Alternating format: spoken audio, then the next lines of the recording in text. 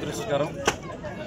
దగ్గర 2700 గోవులు అక్కడ ఈరోజు నివసిస్తున్నాయి. దాన్ని తిరుపతి దేవస్థానం చక్కగా చూసుకోవడం జరుగుతుంది.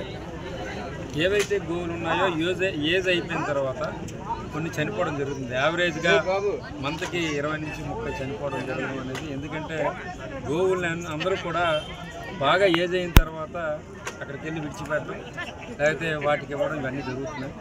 ఏదైనప్పటికీ ప్రతి హిందువు కూడా వెంకటేశ్వర స్వామిని నమ్మడం, అలాగే దానికి ఒక పవిత్రత ఉంది తిరుపతి దేవస్థానం. అందుకోసం దయచేసి ఏ విషయాన్ని కూడా ప్రచారం చేయడం అనేది మంచిది కాదు. తప్పులు ప్రచారం చేయడం, నిజంగా చనిపోయినప్పటికీ ఒకవేళ ఏమైనా ఎక్కడైనా, ఎందుకంటే మనుషులకే ఈరోజు ఇది లేదు.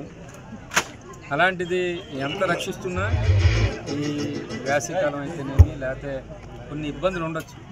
దాన్ని మనం రివైవ్ చేసుకొని ఏ విధంగా జాగ్రత్త పడాలి అనే సజెషన్ మంచిగా ఇవ్వాలి తప్పించి పార్టీని బ్రష్ చేయడానికో లేకపోతే తిరుపతి దేవస్థానాన్ని భ్రష్టు పట్టించే విధంగా ఎవరూ మాట్లాడకూడదని ఈ సందర్భంగా తెలియజేస్తున్నాను.